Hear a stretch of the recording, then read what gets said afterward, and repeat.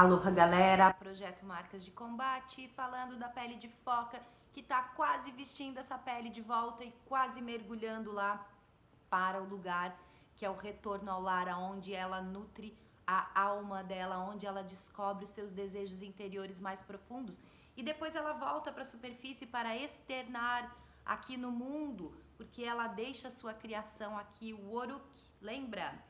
Mas a gente às vezes acha a pele e não volta, ou seja, eu descubro qual é a saída para que eu volte a me sentir viva, a me sentir sangue correndo nas minhas veias, mas ainda assim eu não saio e faço isso, porque eu não consigo deixar de fazer as coisas que eu já estou fazendo, que são essas coisas para o mundo externo, tá? Do que a gente está falando na prática, gente? Eu estou falando da onde você gasta o seu tempo. A sua pele de foca são as coisas que você faz para o seu autocuidado.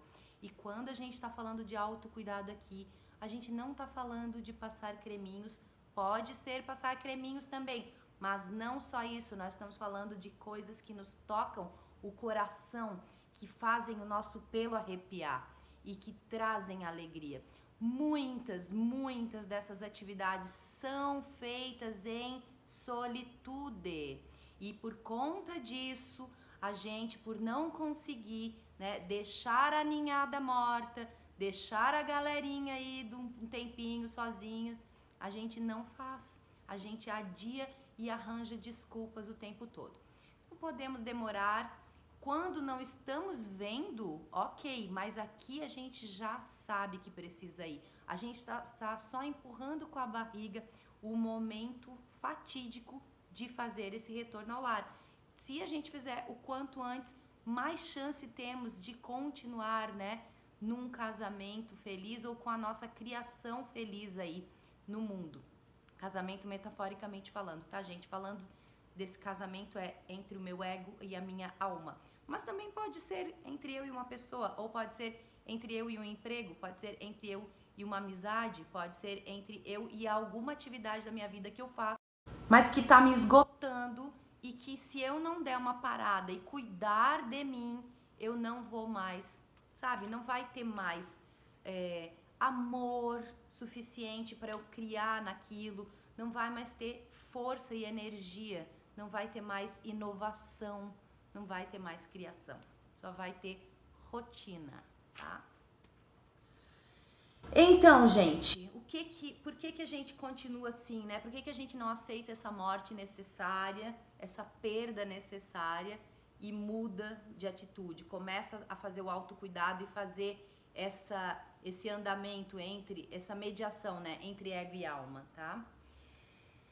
Porque a gente tem um medo, tá? De não ser mais necessária. Esse é um dos motivos. Tem vários motivos. Um deles é, mas se eu parar, vamos supor, eu tiro férias, eu passo 15 dias fora.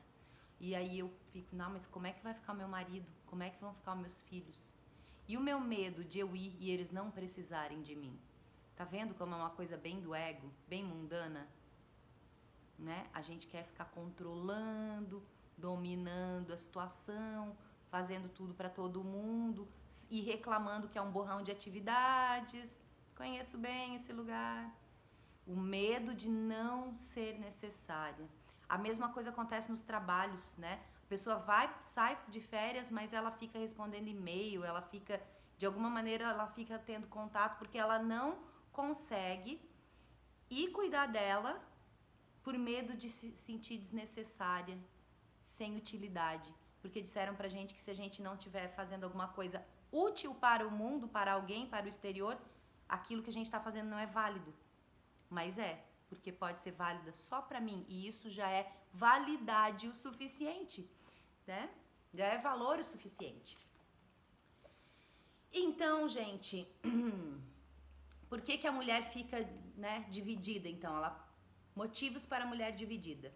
Tem esse de, né, ficar enrolando, eu vou esperar para chegar lá, para chegar o inverno, para chegar o verão, para chegar as férias, para quando eu tiver mais dinheiro, para quando eu emagrecer 5 quilos, blá, blá, blá, blá, blá. Outros motivos. Ela não está acostumada a deixar que os outros remem o barco. Ela pode ser adepta da ladainha das crianças, que diz mais ou menos o seguinte: mas meus filhos precisam disso, meus filhos precisam daquilo e assim por diante. Ela não percebe que, ao sacrificar sua necessidade da volta, que é essas ações de autocuidado, está ensinando seus filhos a fazer os mesmos sacrifícios quando crescerem. E então, observa como são os seus pais, como foram eles. Eles eram assim, fazedores de tudo para todos? Mas observa bem a sua mãe, que você com certeza trouxe dela aí a cuidadora principal. Observa dos seus cuidadores principais. Como é que eles eram? Eles eram desse tipo, todo mundo na frente, em primeiro plano, eles por último, tanto nas questões de gasto financeiro, mas principalmente no uso do tempo. Aí a gente aprende assim também. E daí a gente repete, aí a gente repete, e quem que aprende assim?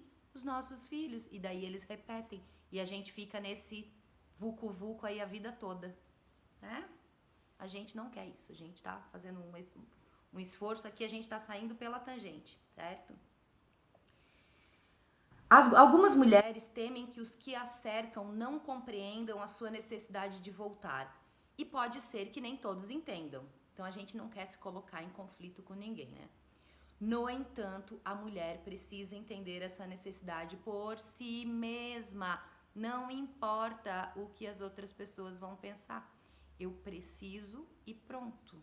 Eu preciso para eu, quando eu voltar a me relacionar aqui com você, eu voltar inteira. Eu não voltar um borrão, eu não voltar uma cega ou uma pessoa ressecada, porque não vai sair nada de bom de mim para você se eu estiver nesse estado. Quando a mulher volta ao lar segundo seus próprios ciclos, aqueles que a cercam recebem a tarefa da própria definição de individualidade, tendo de lidar com as suas próprias questões vitais. A volta da mulher ao lar permite aos outros também o crescimento e o desenvolvimento. Então, se essa for uma questão para você, se você observa que você tem essa voz aí dizendo, eu não posso porque como é que vai ficar fulano, ciclano, beltrano, pensa, lembra que enquanto você não vai cuidar de você, você também não está permitindo que o outro vá cuidar de si. E quando cada um vai cuidar de si, todos crescem igualmente, pode ser que não exatamente igualmente, mas numa velocidade aí adequada. E acontece o que com a gente? A gente fica, né, numa evolução constante e equilibrada. Não fica um melhor que o outro. Tá bem, gente? Bom, acho que esse vídeo aqui ficou um pouco grande, mas volto amanhã. Beijos!